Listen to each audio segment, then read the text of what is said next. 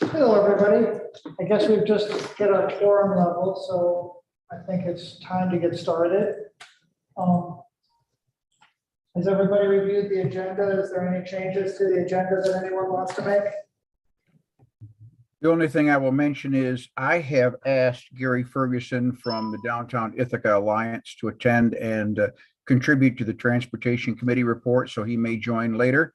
And in case that was the case, it just will be part of the transportation report. Okay. Any other changes or adjustments?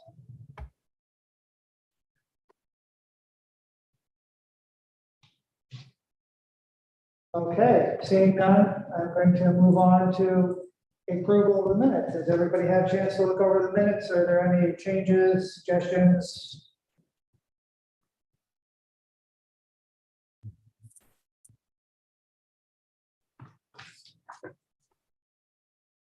I'm not hearing any changes, so do we vote on approving these or do we just accept them? We have to have a motion at the end.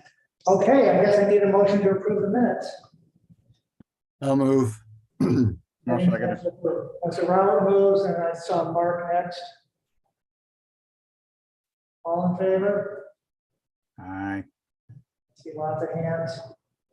See all hands, so that brings us on to number 4, report from county administrator. Good afternoon, everybody. I do have a few updates to share.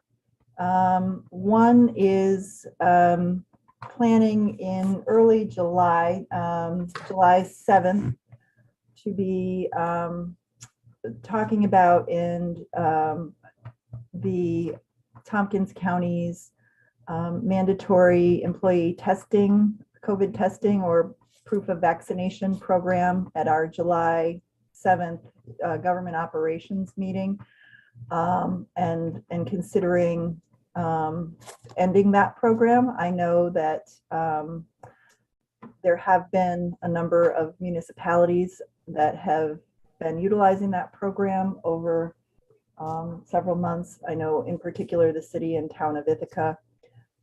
So I wanted to bring that to your attention. I'd be happy to reach out further and talk about that with you and potential implications. But after discussions with the public health director regarding the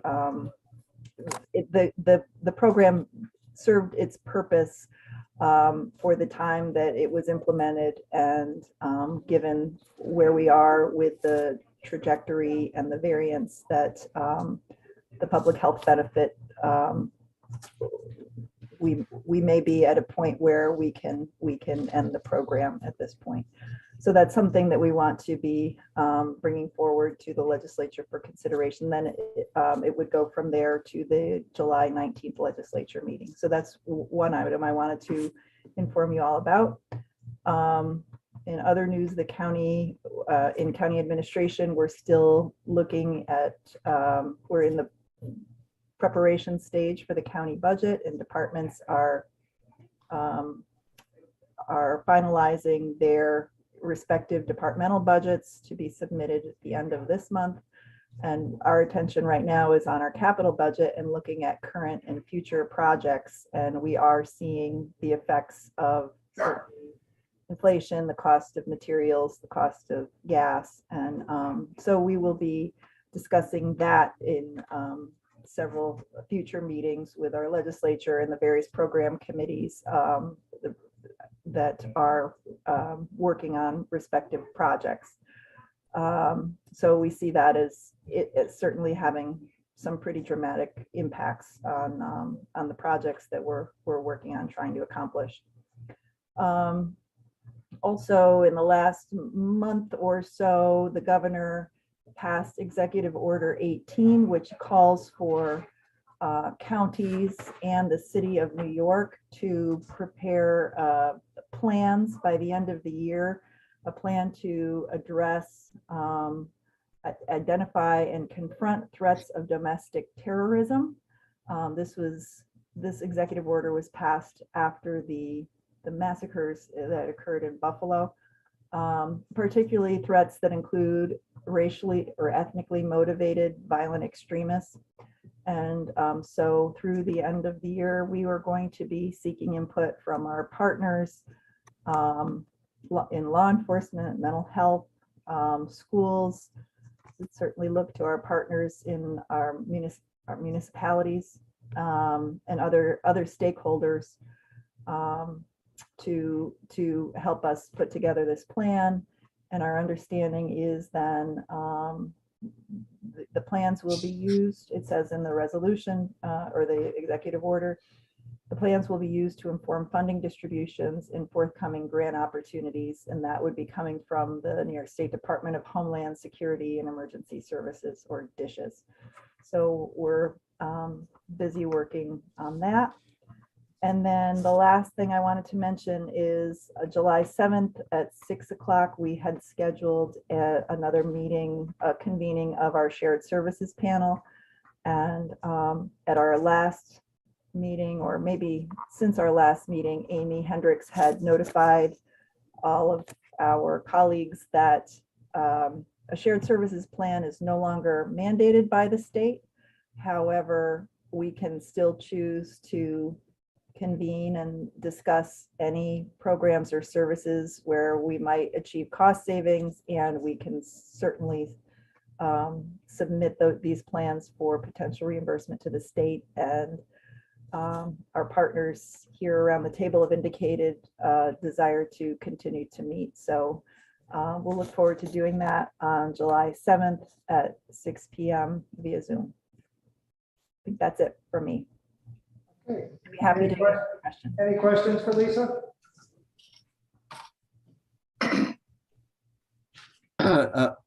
Lisa, I'll just say that the town was already starting to talk about maybe getting out, not doing the testing.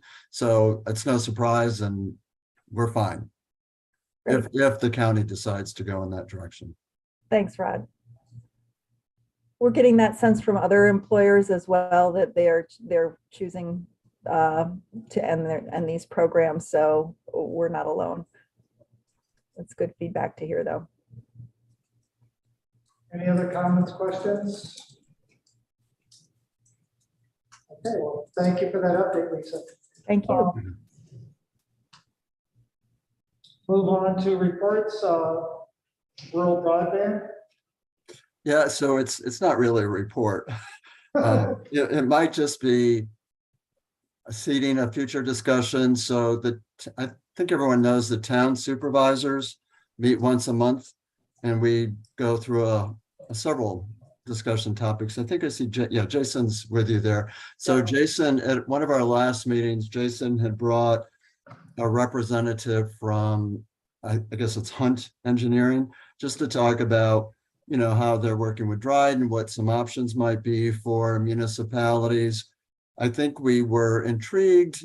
Some of the more rural municipalities were intrigued and thought, we should explore this more fully. I think we just mentioned maybe we should just bring it to TCOG. We're not ready to have a full discussion today, but Joel, I know you sent me an email where you said that one of the things, but anyway, do you want to just share with the group what that discussion brought to mind for you? Lansing is looking into this as well. We're kind of trailing behind Dryden in many ways. And one of the big things we're waiting for is this grant that's going to produce some kind of major line through Lansing, but we don't know where. And so we're kind of on hold till that manifests itself. But I'm very interested in bringing not only broadband to all of Lansing, but fiber optics, because I think, in the next 10, 15 years, we're all going to need to see that upgrade. I think we're all going to see things change to the point that the current internet is going to feel like dial-up. So I'm looking forward to it, and we're on the edge of moving forward. I know Dryden is getting ready to break ground, I think, right? We already broke ground. Okay. So we're getting ready to switch on the pilot area. Mm-hmm. So I guess the question is, do other people want to talk about municipal broadband at this organizational level. And Joel, do you want to share what do you remember the email you sent? No, I Saying, don't, so. no, Joel. Joel, okay. And you're on mute, Joel.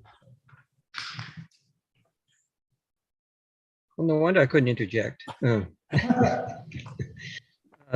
Yeah, the interesting thing in that presentation by Hunt was the besides the municipal option, which is certainly attractive, but it takes some time to explore and develop.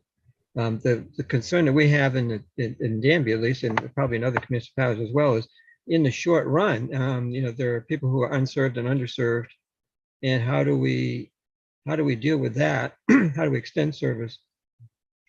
And the only option that I was aware of before that presentation by Hunt was short of municipal broadband, the option seemed to be paying to have line extensions by existing ISPs, whether it's cable or fiber. And the downside of that is that we pay for it and then they own it, and we have no control over what they charge, and there's no competition. So what came out of that presentation was a revelation that there are all sort of in between options that I wasn't aware of, where instead of simply handing them over money to extend their lines based on some sort of negotiated arrangement for what it's going to cost for reaching how many X number of people, there appear to be options where instead of a grant, it's a loan, and it gets repaid over time, and I may not have this right, but the option of actually having the line extensions be owned by the municipality and then the ISP basically renting them for us instead of the other way around. But so those sort of in between things are not anything that we had not on my radar before, and it seemed to me that it might be worth checking out as a way for us to deal with the short-term, I won't call it pressure, but short-term need certainly to extend service to those who don't already have it or who have inadequate service. And Jason, I don't know if you want to chime in, but I think maybe the thought was whether it was this, he did a great job, the presentation from Hunt, I don't remember his name, whether it would make sense to invite him to come to this kind of meeting, or just, have a meeting of those who want to hear more in-depth information about what the options might be. So, if we don't want to use a TCOG meeting for that, we might be able to set up something where those who want to hear that information have access to it. Yeah, I mean, he would be willing to do either. So and just, I think, probably in general, learning about the different options would probably be helpful anyhow, especially if any county legislative members are here. Because there are things the counties can do too that he could touch on, since they're also working with Yates County. Mm-hmm. So I think it's and also actually he could probably talk about a little bit about like an option that Groton would even have that others don't because of the municipal electric cooperative. They might actually have an easier option than even Dryden does if they looked into it. Because there's a village of Sherborne that's using their electrical utility to run fiber in their village. They're the ones we're sort of in a short race against to be the first one to switch on. I think we're still ahead of them, but yeah, so Groton has that ability that no other municipality in the county has. So it's probably worth having them come to the whole meeting and just discuss what these different options are, especially with all the money coming through the state broadband office, because he's been in contact with people involved with that. I don't know how extensively, but the thing is that once it's worked out how these systems would cross municipal lines, which me and Dan are working with Anna Kellis on that. So we'll probably have something to talk about on that front in August. But once that's worked out, it'll give an opportunity for, maybe conglomerates or even the whole, like, for a number of municipalities to apply for grants together. Because you want to do, if it's possible, you want to do this similar to the way you would do water sewer expansions, which is grant money, low interest loans. If you have to, bond it, but the way the bond market's probably going to go, the more low interest loans and grants you can get from the state, the better. But the idea, like the Dryden, what we're doing in Dryden though is different than what some counties are doing, in that we're going to be competing directly in the private market. So some places just fill in the gaps. We're not filling in the gaps. We're going to go head to head with Spectrum and Point Broadband and anybody else who's offering service. So that's the difference between what we're doing and some other places. I think Dan might want to add some stuff too. Yeah, and it is now affirmed in New York state law that municipalities can own and operate broadband. This is something that we had communicated with Comptroller DiNapoli about, whether we had authorization prior to the recent legislation that was passed, and we didn't. So we worked with Assemblywoman Kellis to get language included in the budget bill to affirm that right for municipalities to own and operate. So there's no gray area now whether a town or a village or a city can do this. We are working with Anna and Senator May to get additional language to affirm our ability to bond for our work. So we've had some good cooperation at the state level. Anna got one of these bills passed already, the ones for municipal bonding. I believe it passed unanimously, but the clock ran out on getting it past the Senate before they adjourned. But Jason and I have a meeting with Senator Rachel May in early July and Kellis's office, and we'll try and make the argument for why this needs to pass the Senate. I don't think we'll have to convince her too much. She just didn't have enough time, I believe, in the legislative calendar to get this done through the Senate. So lots of support coming from the state level on this. I get the sense that the legislature's on our side. They like municipal broadband. There, of course, in Albany, there's pushback from other quarters that don't want to see their gravy chain cut, and that would be the big telecom companies that Jason just mentioned we want to go up against. So I don't know that we were going to go too deeply into it today. I think really the question on the table was, do you want to hear more about this? A couple of us can work on whether it's probably the Hunt guy coming and making a presentation, try to package some of this additional information. Is it a TCOG meeting, or is it just some separate thing that we say, anyone who's interested, please join? I think that's the key question. Well, let's see a show of hands of people who'd be interested in having a presentation at the TCOG meeting coming up sometime. Yeah, sure, but I'm seeing a lot of hands, so let's put that down as an agenda item for the future. I don't know if it'll be next month, but at some point we'll work it out. Okay. but one could have asked for show of hands to how many people think we ought to have a presentation before the next meeting, because that's 2 months out.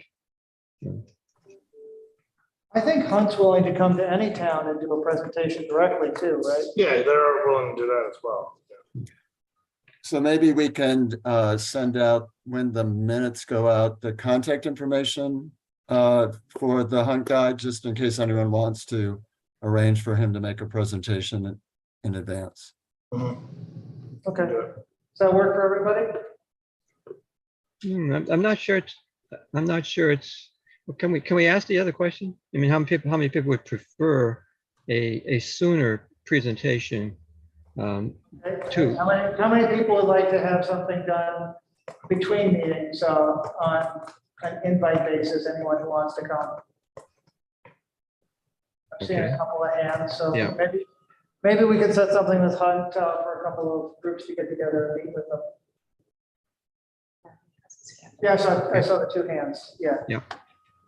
Okay. Okay. And it looks like Ronnie has his hand up. Oh, okay. Well, both ways. Joe, I think it might be helpful if they could make this presentation remotely so that people would not have to necessarily meet in one place, but they could join a meeting and see the presentation from wherever they are, just like we are with this meeting. That might be more comfortable for people and easier to attend. It's certainly easier to attend. Could we as TCOG set up a Zoom meeting with Hunt that people can be invited to? Yeah, Okay. I'll just give you the contact information. And then, we can, I'll let them schedule it, because, Yeah, but that way, okay, so we'll try to set something up so people can have a presentation. We'll still do something at TCOG at some future point. Well, I mean, Okay. what happens at that meeting might inform the subsequent discussion at TCOG. Indeed.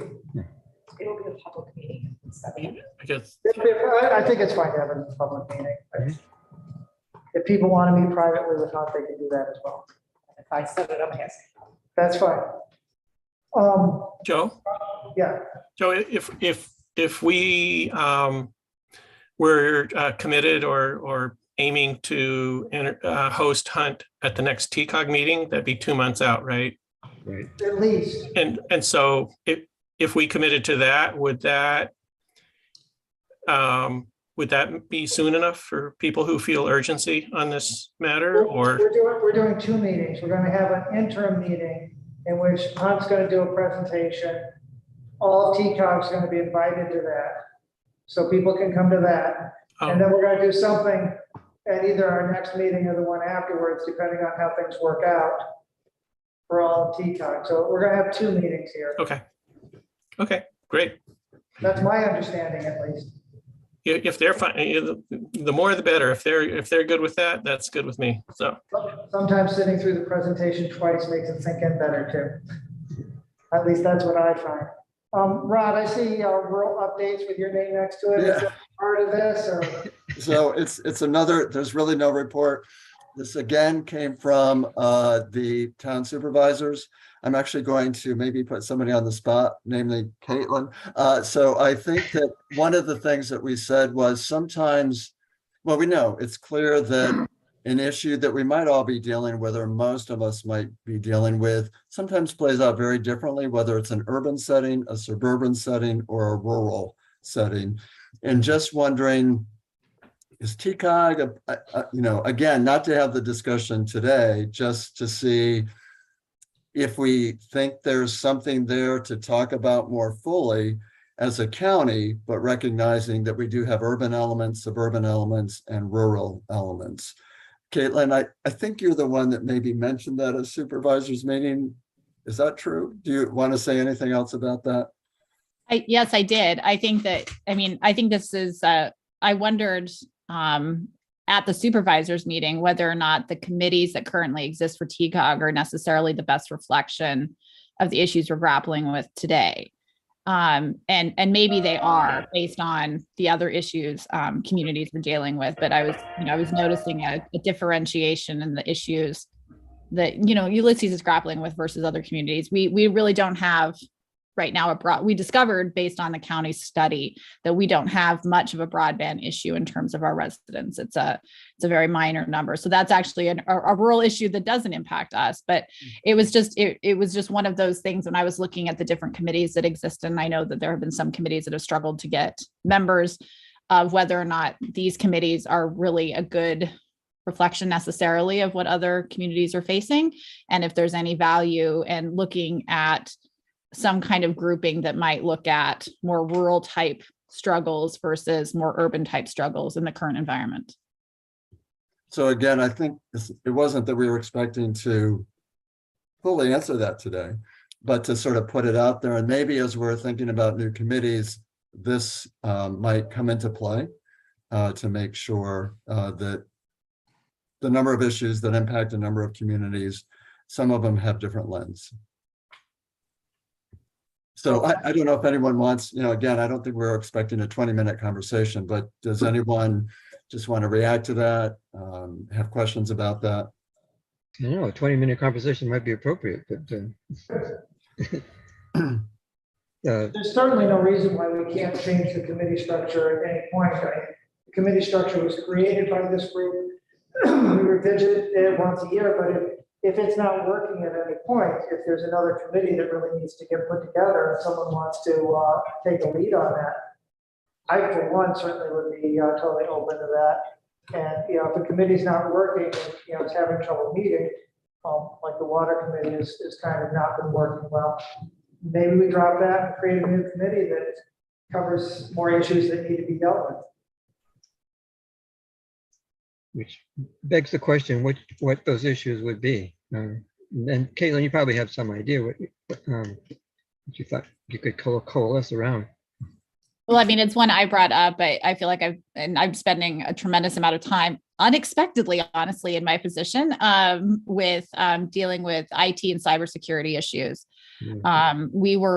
I'm particularly grateful to the comptroller for issuing a report about our deficiencies because, you know, I frankly needed that leverage, right, to fix some things in our community that, you know, I think people have known about intermittently for a number of years, but never really rose to the level of need. And when the Association of Towns had a number of good articles 2 months ago on cybersecurity and vulnerabilities, and, you know, talking to state people, talking to some federal people, there's awareness of that more communities are getting hit. I mean, until this year, we didn't even have cyber insurance in Ulysses. I don't know if everybody else is doing that, but it's something that I sleep better at night knowing we have a little bit more protection because of the high cost that breaches can cause and how easy they can be accomplished. So I really think that it's there could be some cross-pollination best practices, maybe consolidation of services in terms of related to maybe to IT services at all. And maybe, I mean, but I don't know if you know, a city or a town the size of Ithaca probably might not need those kind of assistance. I know that for us, it's becoming a very expensive thing that we have not previously paid for. And making sure that we have best practices and figuring that out. And unfortunately, there's not a lot of good guidance. I went back to look at some of the towns that were audited for the same thing like 4 years ago. And I don't know if the comptroller was not happy to hear that maybe all of those boxes had not been checked in terms of fixing issues that were discovered by their office. And I understand why it's not an easy thing to accomplish. So, I mean, I would throw that out there that's something at least Ulysses is looking at that might be appropriate for a committee to exist for a while. I'm sure there are lots of other ideas that I'm not aware of. And Caitlin, I'm pretty sure, and Lisa can confirm this, that in the Shared Services Committee, IT was mentioned as one to explore more fully. Does that sound right, Lisa? Yes. I can't remember how fully we connected it to cybersecurity, but you kind of have to bring cybersecurity into that issue. Absolutely. I'll just mention, Rob, that a couple months ago, I had mentioned that I was going to try to work on an RFP for IT security and IT services. I'm a few more feet down that road. And maybe that is illustrative of what Caitlin is saying. If we had a committee to work on something like that, maybe we'd be yards down the road instead of just feet down the road, because that's something we need to look at as well.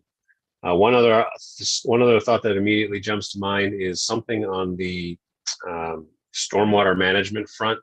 What we're running into here in the northwest corner of the county is that since water does not know municipal boundaries, I'm not sure how we interface effectively with Seneca and Schuyler County if we put together some kind of a plan. So if there was a committee structure at TCOG that could make recommendations to the legislature to help a little bit more on some of the coordination with respect to any stormwater type of management that we do, that could be helpful rather than individual municipalities trying to figure that out on their own. Well, I'm hearing IT and stormwater as two areas that need to be discussed. I'm not sure if those work in the same committee or whether there's two different groups that need to get together on that. What are people thinking? I think it's two different groups. Me too. And Roy, I forget, I guess I do remember now this conversation about IT and that were you kind of doing this on your own, just trying to put together something for people to react to? So maybe at least without a formal committee, maybe there's a couple of folks who at least would meet with you once to see what you have and add material to before it comes back to TCOG. Yeah, and I mean, it was very nebulous in my mind. I mean, I have a software engineer on my village board, so he kind of gave me a list of here's things we should be worried about, and that's helpful. But to actually get to the point of trying to contract, and I know Linda had mentioned that they're very happy, Q Guides is very happy with the firm they use. So is it as simple as saying, well, here's what small and medium-sized municipalities need, and here's a local firm that will give us a good price? Or is it something more complicated where we need to look at RFPs? That level of work is just not something that I've had enough bandwidth, no pun intended, enough bandwidth for at the moment. So all of the above really, and you know, what Caitlin was mentioning about what the comptroller says municipalities need. I haven't nagged Caitlin for that list yet. So I mean, if there was a way to more, you know, centralize those kinds of things, might save us 18 months worth of work.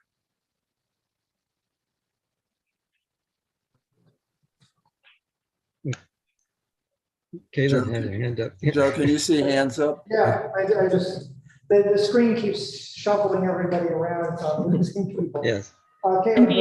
Cynthia's hand was up before mine. Actually, Caitlin, I think you're responding to the question, so you please go first. Sure. I have a different topic. So the only thing I was going to say too is actually Ulysses in the process right now of finalizing a draft RFP to go out for a security IT consultant to review our systems and to figure out, you know, what needs to be done and recommend policies and things like that. And so I certainly want to get in touch with you guys to find out who's doing your service so that, you know, that we can make sure that at least the RFP crosses their desk. But we would be happy to share that with TCOG or to anybody who's interested when it's finalized, because it really is a manifestation of the comptroller's recommendations of what municipalities should be doing and trying to identify how to actually manage that in the town. And we're just grateful that we're actually using the American Recovery Funds to do it, because we can't think of anything pretty much better to do than to address these deficiencies, but we're happy to share that. And Caitlin, did you say since becoming supervisor, you're surprised at things that are taking your time that you had no idea would take your time, right? Well, saying this is a recorded call, I'm not actually going to go in depth on the many myriad things that, yes, but this was one that was more of a surprise than others. Yeah. Cynthia, you want to move on to something else? Or? Yeah, to speak to the question with regards to the water committee and questions with regards to stormwater. I do know that we have a lot of organizations that are currently existing. Some of us on this group right now, for example, are members of the Cayuga Lake Watershed Intermunicipal Organization, which brings in municipal representatives from the 6 counties within the watershed, including Schuyler and Seneca. We also have representatives of the soil and water districts in those counties that participate in CWEO. That's an opportunity to make those connections and open up those conversations. Obviously, we also have the Tompkins County Water Resources Council, but of course that is mainly within Tompkins County, and we advise the legislature on that. So perhaps one of the reasons that, you know, for me, I'm reluctant to get onto the water committee for TCOG, since I already attend several meetings with regards to water intermunicipally. I'm not quite sure if there is as much of a need for that group, or perhaps better connections with the existing intermunicipal groups that are meeting monthly.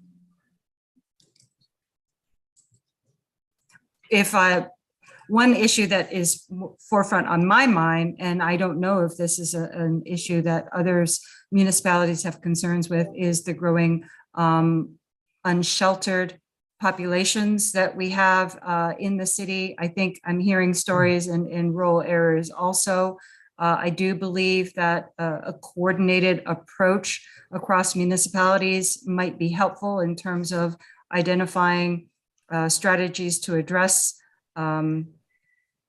finding options for the unsheltered that are more appropriate than what we are currently seeing in terms of growing encampments. I don't know if there are other organizations that are already meeting to discuss this, or if this is something that TCOG is interested in looking into also. Well, it sounds like we've got the potential for 3 different directions that new committees or old committees can work into. So I'm going to suggest that people mull this between each other and come back to the next meeting with maybe a proposal for a committee or 2 that someone might want to spearhead. Does that sound like a workable direction to go from here? I think it's probably wise to relook at the committee structure, reacting to Alderperson Brock's suggestion regarding the unhoused. We might want to broaden that out to include, human services. For example, we in Enfield don't have serious problem with the unhoused. What we do have is a problem with food insecurity, which is why we have such an aggressive food pantry. So, I mean, something that encompasses human services of the sort might be more appropriate. So what I'm jotting down on next meeting agenda items is a relook at the committee structure. It sounds like we may want to change some things around back and forth. And this will give people a couple of months to think about committees that may want to fold into something else or change their direction or something like that. Does that feel good to people? I'm seeing nodding Sure. heads. Maybe one thing we could offer, so Joel and I do connect in between meetings a little bit. And I realize when we only meet every 2 months, it's hard. Sometimes you lose momentum. So maybe if like Caitlin or Royden, if there's something you're trying to move forward before the next meeting, you could reach out to the 3 of us by email and we can sort of do some brainstorming, like, well, how do we make some progress from this meeting to something 2 months from now, if you're not clear what direction to take. So Joel and Joe, hopefully that's okay to. Yeah, absolutely. I'd like to see, I think Caitlin has identified something that has some urgency associated with it, and the fact that they've already made such a large investment in dealing with it, sounds like something we could all profit from having shared. So, that I might warrant its own committee, just, and how that interfaces with what the county's already committed to. Is something that ought to be part of on the top of the agenda, I would think. Well, it's certainly the issue that the state comptroller's office is looking into every time they do an audit. That's what they do their audit report on, is apparently is just looking at cybersecurity. So they're certainly seeing it as a real major priority over other budgetary issues. Please.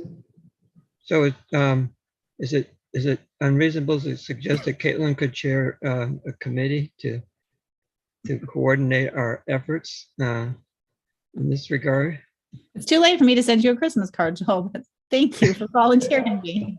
Yeah, no, I'd be happy to work with other people. Yeah, I'd be happy to. I think that would be a good way to move forward. And then we could, then could come back and be seen in the larger context of the committee restructuring at the next TCOG meeting. Mm-hmm. So do we want to create that subcommittee now and just say there's a 5th subcommittee on cybersecurity and Caitlin's chairing it? I so I moved. didn't want to volunteer her, but since she's been volunteered already. Yes, you did. So I move we do that.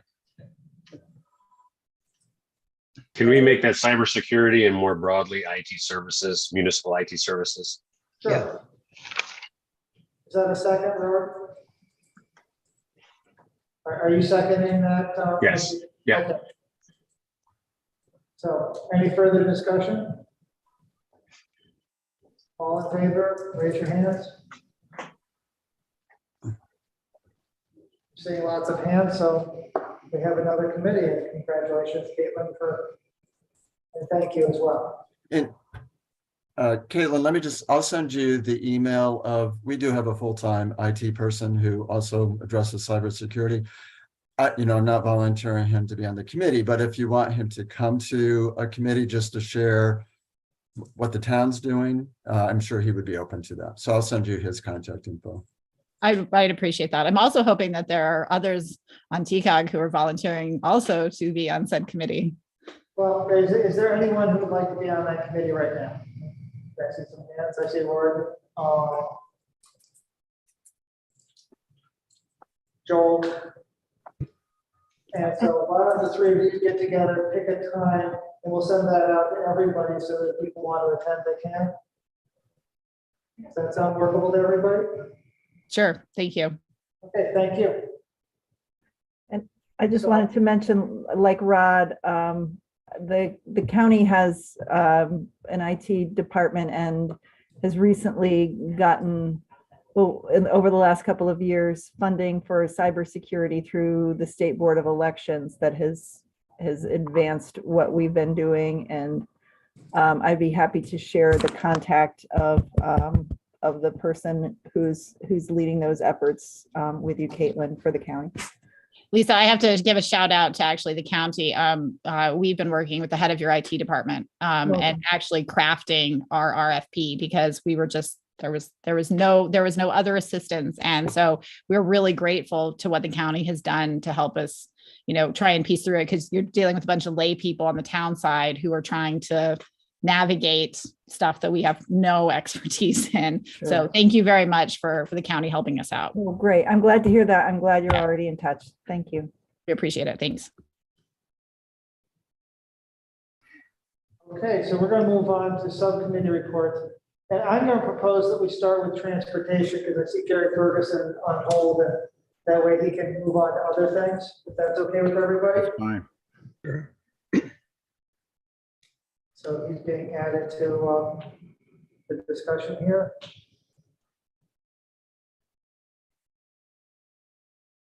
Not seeing him pop up yet. No, There he is. okay. Hello, Gary. So I don't There he know, is. Robert, are you doing the transportation, or is Gary? I'm not sure who's doing it. Well, Gary is on the Transportation Committee when we set these committees up in 2020. And we also have Bill Goodman, who was then the supervisor of the town of Ithaca. He's on the committee. He's going to be monitoring today's meeting. He's not going to be participating in it. And Betty Conger was also on the Transportation Committee. And as we know, she has left TCOG, and she has indicated she would also like to leave the Transportation Committee. So we are looking for new members. And certainly, if the Transportation Committee is going to be part of the revised structure, we certainly could use some additional TCOG members on it to provide some additional perspectives. But I'm going to turn this over to Gary. I asked him to attend the last meeting. We couldn't work out the schedules, and I'd like him to update us on the transportation needs, specifically as they affect downtown Ithaca. Hi, everybody. Yeah, I've got a list of, I put together a list of some items that we're working with and that are important to us.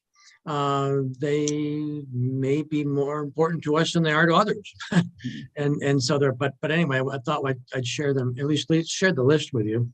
And it might provide an opportunity for further discussion down the road, as opposed to spending a lot of time today on it. But from a downtown perspective, these are some of the things that we've been paying close attention to and working on. One is this whole idea of transportation demand management. We've been running a program here in downtown for a number of years now. We have 550 participants in that program right now, so it's actually going fairly well. And we are looking with a new grant that we'll be applying to this summer to take that broader, to have it really go citywide and also extend somewhat into some of the urbanized portions of the county as well. But the reason there is to more we can get people out of single occupancy vehicles into alternative transportation, the better it probably is for many of us in terms of dealing with some of the issues that SOV vehicles present. So that's certainly one issue that we've been playing with and are going to need some support and help and partnership on. One of the things that we certainly has been on our minds for a long time, and we're trying to work with both the city and the county to sort of restart this process, is that of intercity buses. Right, we have a short-term problem, and that's sort of the second issue that I wanted to bring up, which is right now our buses just dump people on sidewalks. Not very aesthetic, and sometimes not very functional. And we need to probably do a better job of if that's going to be the case, probably for the next couple of years until we can get something better. And so our efforts to kind of make that a more tenable situation is one that is certainly not been on our minds. The third item really is a long-term solution for intercity buses. And it's something we've talked a lot about. We certainly have interest in seeing an urban solution to that, which is where a lot of the people and population base is, and it provides that opportunity for the most people from the county to access this in the easiest possible way. So that's something that, again, several of us have been talking with, and more work has to be done to sort of move that forward. Beyond that, another item would be, these are items that sort of show up in the TCAT's TDP plan. One would be to try to do an on-demand demonstration in the urbanized area. That would include the downtown Flats area. We're writing it. We just finished working with TCAT to write a major grant, a $7 million electric mobility grant that would actually put the majority of that money toward an on-demand program for the urbanized, for a lot of the core area. On demand has been tried, as probably you know, out in the in a couple in the Lansing and Dryden area, with varying results. We're anxious to give it a shot here in the center, in the central core. So that's something that we've been, again, working with TCAT on, and also trying very diligently to get grant resources to make that happen. Another project that shows up on the TDP for TCAT is I call it a downtown Flats circulator. Connecting downtown with other parts of the Flats area, whether it be the waterfront, Route 13, some of the key attractions, the rudiments of such a circulator were sort of put into the TDP, although a lot of work has to be done to move it forward beyond that point. One project that sort of is on our list, and obviously will be something that the city is going to spend a lot of time thinking about in the future, would be what to do with the Seneca Street Garage. The Seneca Street Garage is, I'm sure, I saw Cynthia on the line. I saw Cynthia here, but as Cynthia is, so I'm sure painfully aware, is nearing its end of its useful life. It needs to have attention paid to it as well. So what happens to that and how we deal with that will be important to the downtown community and to the broader community as well. One of the things that we are certainly helping to try to promote is the idea of bringing back a bike share program. In the electric mobility grant that we just applied for, we did put a pretty big chunk in there to help with e-bikes, and trying to get that program relaunched.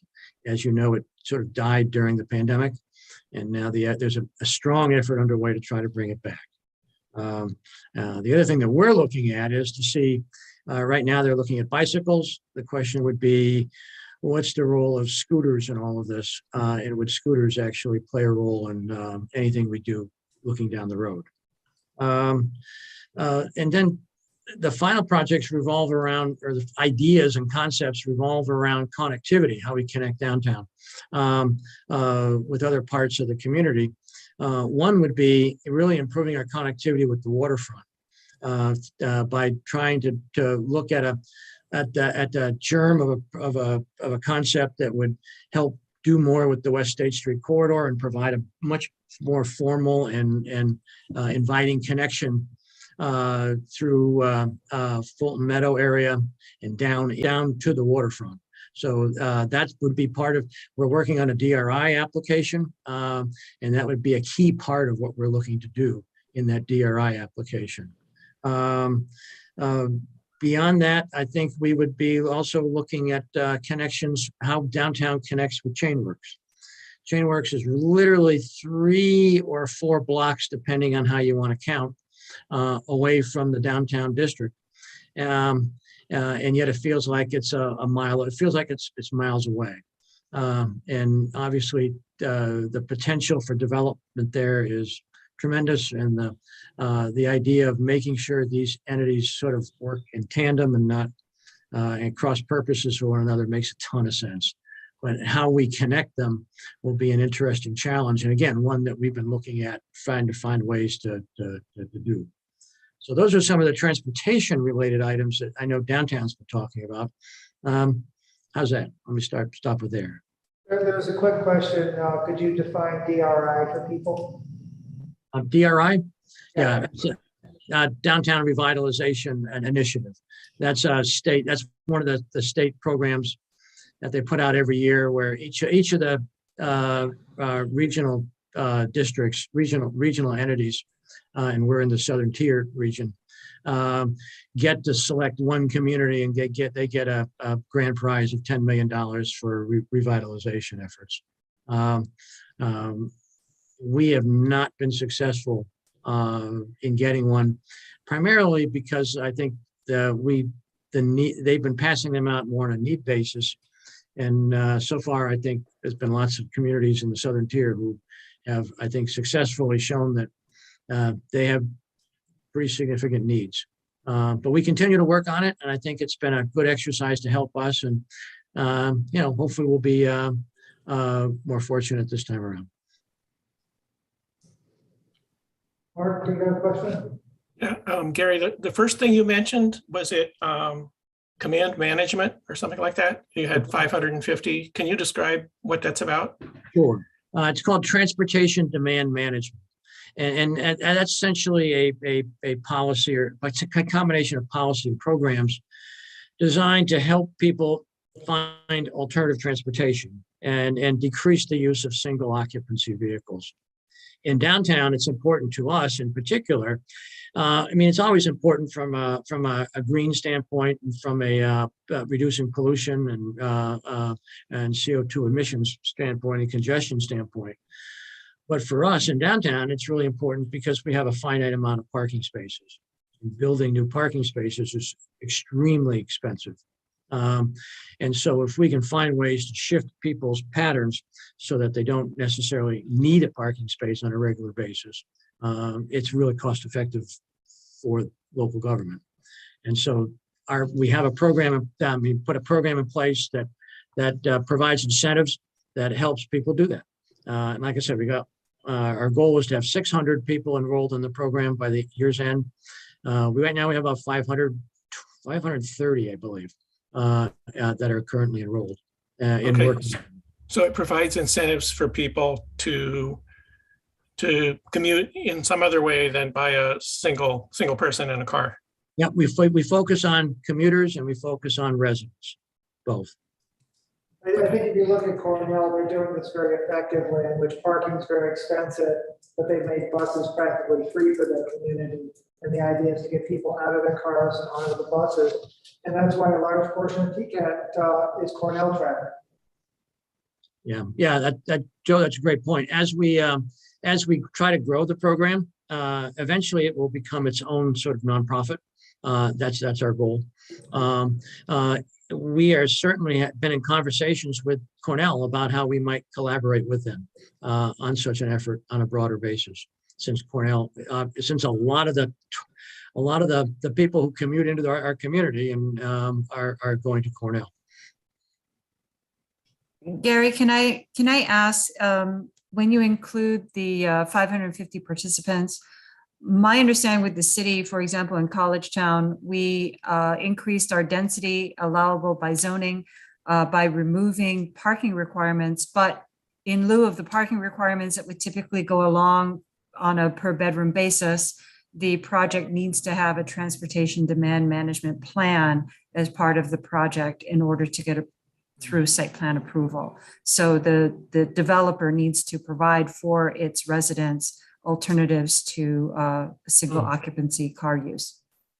Yeah, in fact, we just made a presentation to the planning department earlier this week on ways to basically make that a more, I think, make it a more of a citywide policy, and also make it more intentional and more manageable.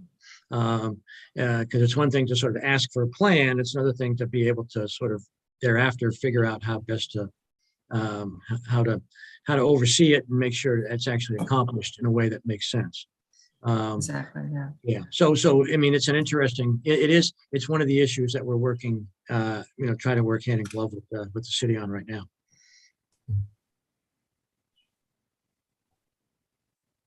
Any other questions or comments for Gary? Thank you very much, Gary, for your insight. And we in the Transportation Committee will hopefully have a meeting in early August where we can explore some of these ideas in further detail. Thank you all. Thank you. Thank you for that presentation. I can add to that a little bit because in addition to what Gary provided in terms of transportation report, I did monitor, participate, observe, that is, the TCAT Board of Directors meeting, which occurred on the fourth Thursday in the month of May. And it often conflicts with our meetings, but I was fortunate enough to listen to that meeting, and I jotted a few notes that I will want to share with my TCOG associates here. The May 26th meeting of the TCAT Board of Directors, operationally, probably the most significant challenges facing the transit service expressed at the meeting have arisen in the categories of energy cost and personnel. And the big problem is, as you might know, a shortage of drivers. They reported that of the 165 missed trips TCAT experienced during April, 153 of those resulted from driver shortages. The problem became most acute in late April, when the transit service incurred a 2-day service reduction. General Manager Scott Vanderpool reported progress in recruitment. He said, "We're headed in a very positive direction." Vanderpool told the board at the end of April, TCAT had 62 full-time and 7 part-time drivers available. 4 more drivers were in training. Fuel costs are eating into the transit budget, with fuel at $2.96 per gallon back in January. Seems like an eternity ago. Fuel expenditures then totaled $66,500. In April, with the per gallon price having risen to $4.26, yet with fuel consumption having grown by only 17% from January, monthly fuel costs had jumped 69.5% to nearly $113,000. So you see, and it probably has gone a lot higher. If you listen to the report from May, I'm sure with the diesel fuel going up, it would be even more so. One other item drew discussion at the meeting. Public commenter John Malkovic, purporting to represent a group called Fair and Free TCAT, urged the board to drop all fares, not just for those under 18, as the service recently instituted, but for all riders. He said, quote, "How are we going to address equity and sustainability in our transit service?" he asked. He faulted Cornell University for not providing additional assistance, urging it contribute an extra 10% toward TCAT. Vanderpool responded that instituting free fares at this time would only place further strain on the driver shortage because he said there'd be increased demand. But the drive to increase Cornell's contribution to TCAT has found support in other places. Legislator Dan Klein, a member of the TCAT board, addressing the Tompkins County Legislature just this past Tuesday, June 21st, asserted that the current memorandum of understanding of which Cornell is a part, quote, "does not, in his words, sustain the level of service Cornell receives from TCAT," close quote. Based on Klein's quoted current and projected increases in the consumer price index, quote, "Cornell should be paying about $500,000 more to TCAT," Klein said. Just to keep up With the rise in the CPI, Cornell's contribution, a fair contribution, Klein maintained, is, quote, fair payment for services provided, services that are essential to Cornell, end quote.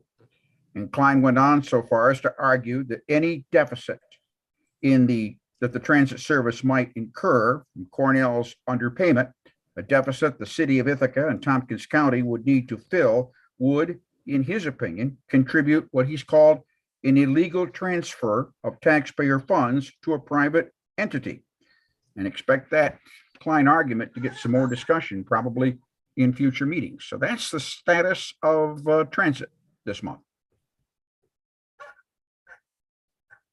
Does anybody have any questions or comments on Robert's or Gary's presentation for that matter? I'm not seeing any hands, so thank you, Robert, for that update. Thank you very much. And we'll move on to Mark and emergency planning and preparedness. Sure. Okay. Thank you.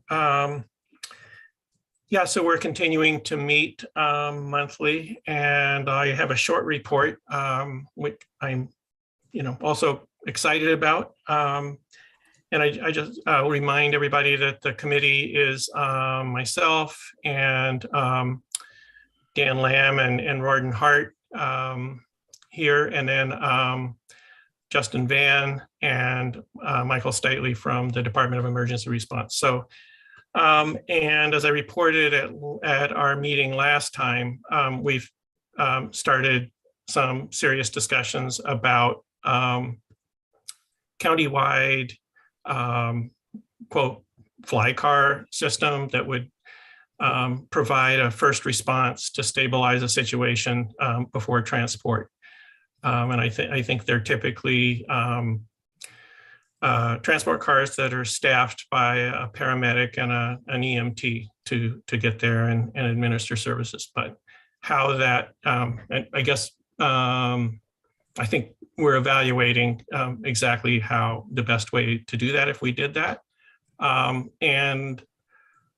So a number of counties have implemented this kind of service.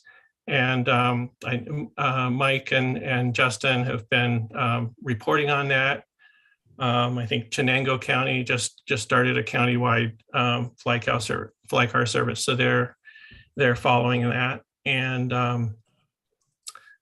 Mike reached out to Rich John, who's chair of the Public Safety Committee, and so he's very interested and has invited our subcommittee to their August 18th Public Safety Committee meeting to learn about what we're discussing and look at the EMS studies that have been conducted. So, so an important part of this will be engaging with our emergency services departments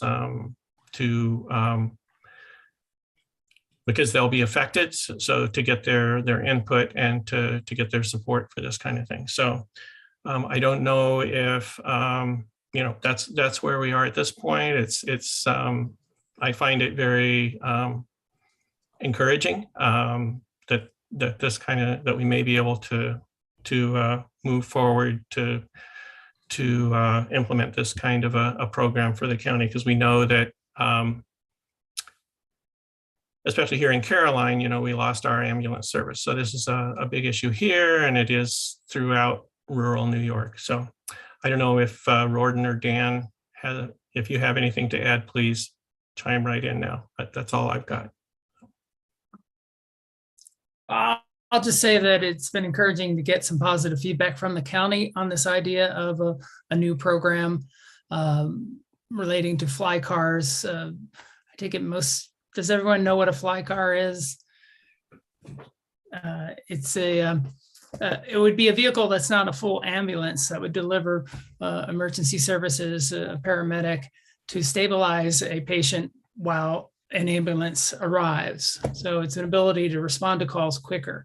And it turns out, based on our research, is that a number of counties are doing this already. And and have had success with it. And so we want the county to consider this and look at how it might reach some of these areas that have wait times in excess of 20 minutes for an ambulance. I'll just add to that. There's a secondary, maybe it's not even secondary. There's a significant piece to the fly car concept as it applies in Tompkins County, which is we have agencies, Bangs, Dryden, Trumansburg EMS, which are well staffed and able to respond to most of our calls in our normal coverage area. But what we've seen is, I think I mentioned in a previous meeting, is as calls increase and some agencies are not able to cover those calls, there's a lot of overlap through mutual aid in terms of who is picking up the second, third, and fourth calls for another agency. So that produces or creates a certain amount of stress on the entire system. So if Trumansburg EMS is responding into the city of Ithaca a half a dozen times a month, that's not really what we're built for, and that's not who we have contracted with for that service. So if the county can be the agency that takes those overflow calls, if you want to think of it that way, then that will relieve a lot of the stress to the agencies who are trying to provide robust coverage in their kind of their home territory. Not that the mutual aid concept isn't a good one or that it doesn't work, but it starts to get shaky when the call volume is greater than the mutual aid network was created to respond to. So the county stepping into that breach would be very helpful. And I think I think it's time. So we'll continue to have these conversations. It'll also help with the argument to Albany that we need state level funding for some of these services if the county is involved. Joel, you had a question? Yeah, how does this fly car differ from what the local fire companies are currently doing as the first responders? So I'll jump on that, Joel. Most local fire company, well, depends on the area, right? If it's a fire department like Ithaca Fire Department, I'll pick on them. Generally, they don't have paramedics on staff. Their firefighters are EMTs. So if the emergency call that comes in requires ALS, Advanced Life Support Services, then that requires a paramedic to respond.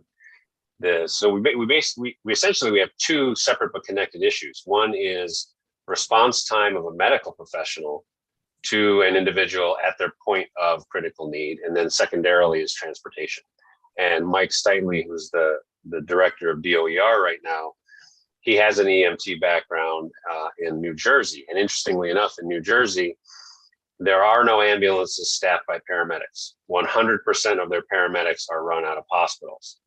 And so their structural design in New Jersey, which he's not advocating for here, but just as a data point, the structural design of EMS in New Jersey is to send a paramedic to the location of an incident. They come out of a hospital, and then the ambulance gets there when they get there, as long as you've rendered medical care at the point of need. The ambulances are staffed entirely by EMTs. Up here, we have basically a hybrid model where you have an EMT and a paramedic on staff. I'm starting to see anecdotally that the number of EMTs available in the job pool has declined significantly, because most career EMS providers eventually go on to become paramedics anyway. So I have a personal theory that within a decade, we basically won't have EMTs except as required by fire departments in New York State.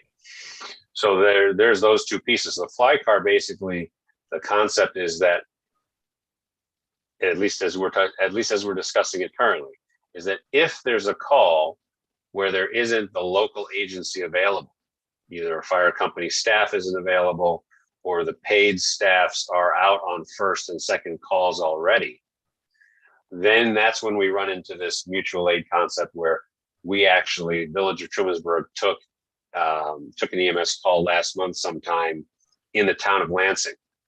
That doesn't make any sense geographically or from a staffing perspective or what have you, but Bangs were out on, I think they were out on 4 calls, and Dryden was out on 3 calls, and we were at CMC, so we were kind of the next closest. If the county centrally had the ability to be that stopgap for those extra calls, that saves a lot of effort for a lot of agencies. Thanks. Other questions or comments?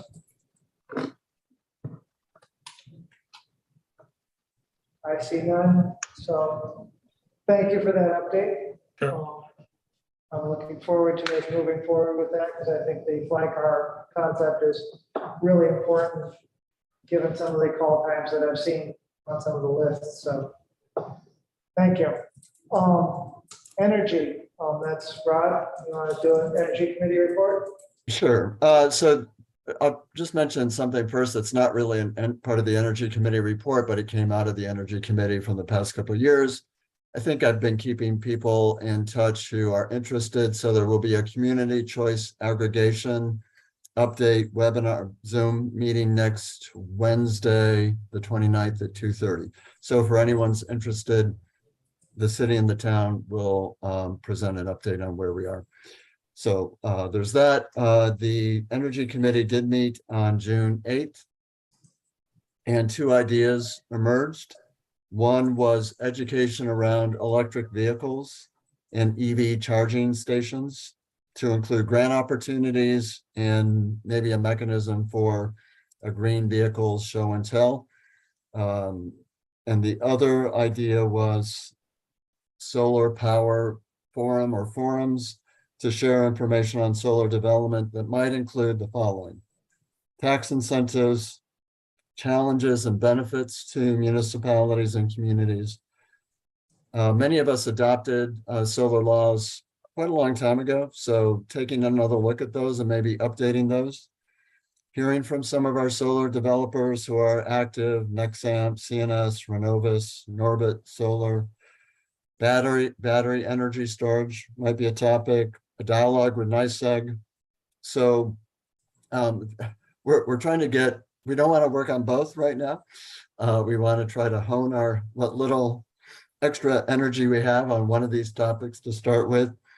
So far, I think in terms of, I've heard from Joel and Joe, and they both were asking questions about solar. So I know they have some interest in focusing on some solar power forum or forums.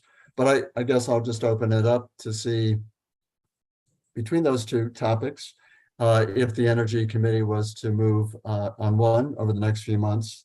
Again, electric vehicles and EV charging stations, and the other, a whole set of questions around solar power. Our next meeting, if anyone is interested, just let me know and I'll make sure you're included, is July 20th at 3:00. So any immediate feedback about those two topics that emerged from the Energy Committee?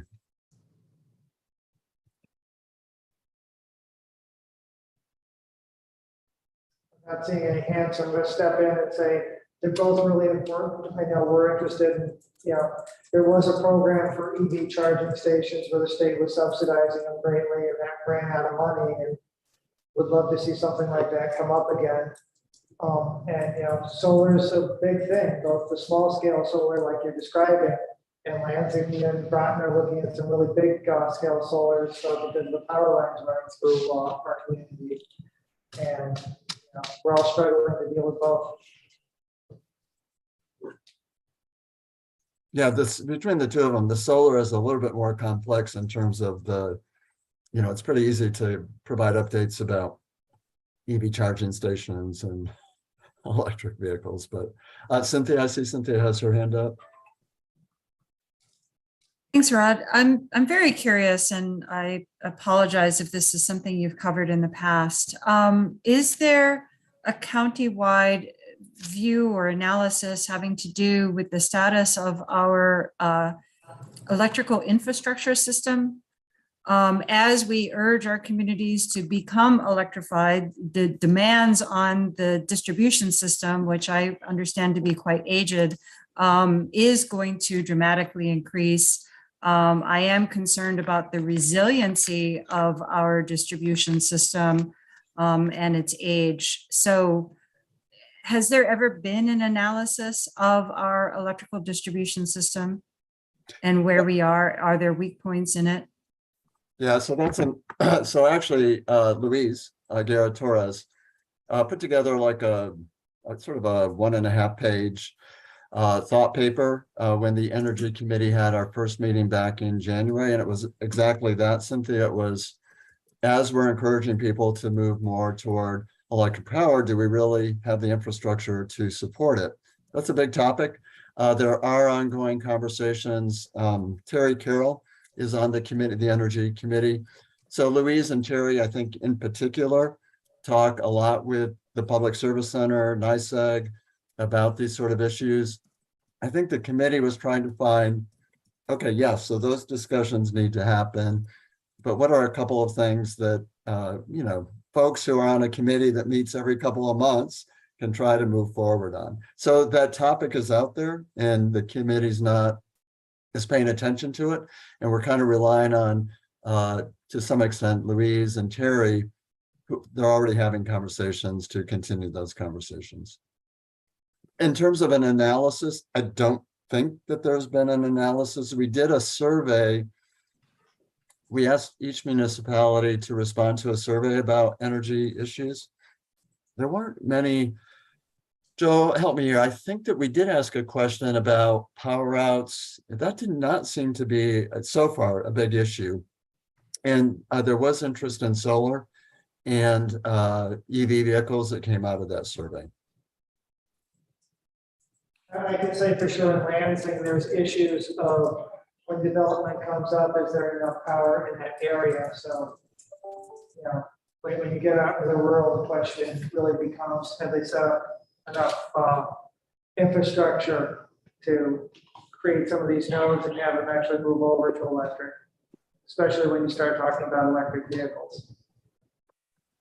Right. I mean, I think the rule of thumb I've always been told is that because of the age of the distribution system, you lose something like 70 to 80% of the electricity between the point of creation to the time you flip on the switch, just because of the distribution system and its age. And so as we increase demand and so on, and you know, how are we in terms of the entire connectivity of our system, and looking around as we see more intense weather events, whether it is extreme rain or drought and heat waves or ice storms, you know, obviously, as we move people off of fossil fuels and eliminate some backup services in terms of gas, that system is going to be integral to being resilient through these events.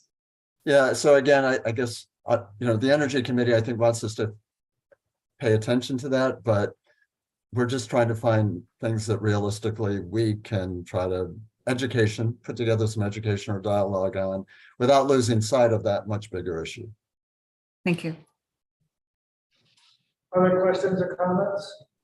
Well, I could chime in with the related matter of not only is there an issue with the distribution system as it exists with added demand, but there's also the question of adding capacity in terms of our solar farms and so forth. The tendency, because it's market driven, is to locate those things in proximity to existing transmission lines. But that's not necessarily where one might choose to put solar farms absent that driver. And I think that's an issue that because it's so difficult to expand transmission lines, stands squarely in the way of our ability to advance electrification as the main approach to dealing with our carbon emissions. And Mark, you had a comment or a question? Yeah, I was just going to chime in. I noticed we actually got an email from an EV charging station company, and I think Enfield had a presentation from them, but their model is there's no upfront costs. So they share, my understanding is they share revenue with the municipality, do all the installation and everything. So you don't have to front any money. And so it sounded really great to me. We put in a station here with the NYSERDA incentive 4 years ago. But anyway, I just thought I'd mention that maybe Bob has something to share on that. At the presentation, I specifically asked the presenter if there was any capital expenditure by the town, and he said, no. Only thing you do is you provide the land on which the charging station would be, and there is a breakdown as to how the revenue would be distributed, but there would be no upfront cost to the municipality. I think we've been approached by the same outfit, but have yet to respond. But nice to hear that others are already dealing with this. It sounds like a great model. If it, yeah. Yeah. So, I was encouraged you know, by it. the committee will make some decisions about what we're moving forward on, but if you have any additional thoughts, please email me, because we haven't taken steps yet to work on anything specific. So Joel, I think that's it. I think that's it. Okay, so next meeting items, we've got broadband and committee structure. Is there anything else that people want to put on the next agenda? You still have time over the next 2 months too, but now so we can get it in early. Mark, did you have your hand up? I was wondering before the meeting, do we need to circle back to the code enforcement issue? Get an update on that? I'm not seeing it on this agenda, but if you want to bring that up, what do you want to talk about? I guess there was a couple months back or whatever, we heard from the IT department about sharing services at countywide for code enforcement. So I just Are you talking about addresses, Mark? The 911 system? Yeah, I think that was one thing that, That was the easy part. Yeah. But And I thought there was also one of the ideas was that, there'd be a countywide, might be for looking at fire and safety that might be served at a county level rather than at an individual municipal level. So. Are we talking about the presentation that I believe former legislator Robertson made back last year that would the idea of consolidating code enforcement countywide if municipalities were to consent to it? Yeah, that's right. And I mean, is that still under consideration? I thought it was, so. I haven't heard anything about it in recent months myself. But Mark, I think that what you're really probably primarily interested in is the fire inspection aspect of this as well as addresses, right? Assuming that we'd still want to do local code inspection, but also I think we've talked about our interest in having more flexible code enforcement sharing for backup, almost kind of like the fly car idea between towns. Yeah, thanks, Tim. I would back up that also. I'm particularly grateful to the town of Ithaca for, we have a situation where our code officer for conflict reasons can't review a particular project. And so Ithaca has been really generous to, go into an MOU with us to have that project reviewed by an independent third party. And so that would be helpful to have a system for doing that. Even sometimes, our code officer, we only have one. He likes to go on vacation, and it seems like a lot of rigmarole to have to try and get assistance. That's not complaining, Ithaca, I'm grateful. But it seems like that might be someplace where there could be some more cooperation. I know Lansing set up a arrangement with the town of Ithaca in which they can come and do code enforcement for us. And we appreciate that arrangement. But I don't know if the town of Ithaca wants to be the backup for every single town in the county.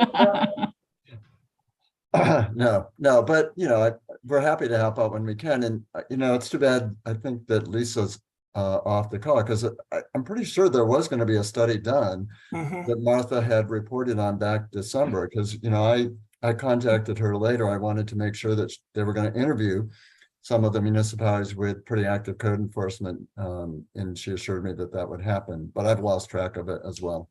So we can certainly ask the county to update us on that at the next meeting. Yeah, I was gonna say, let's put that on the agenda, code enforcement update.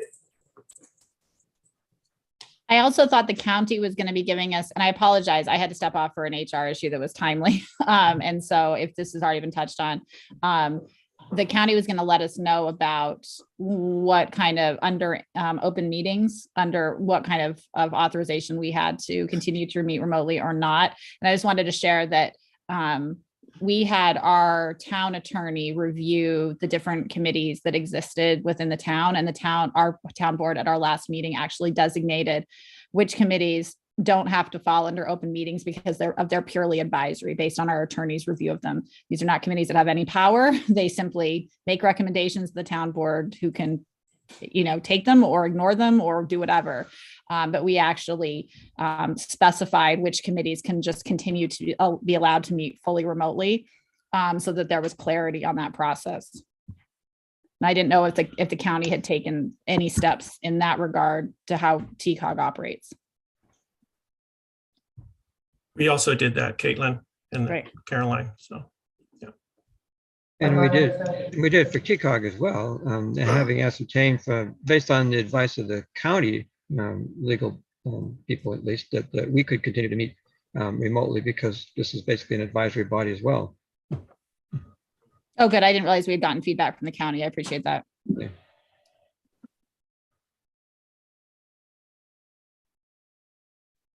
So I guess my question is, are there any other agenda items people want to set up for our next meeting? And if not, we can get out 3 minutes early. Yeah, right.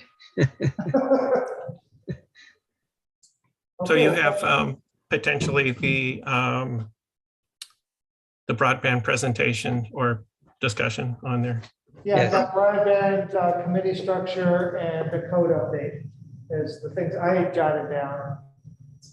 Great. Okay. Well, thank you all for coming. All the presentations and stuff has been very helpful. And I'll see you all in a couple of months, if not before.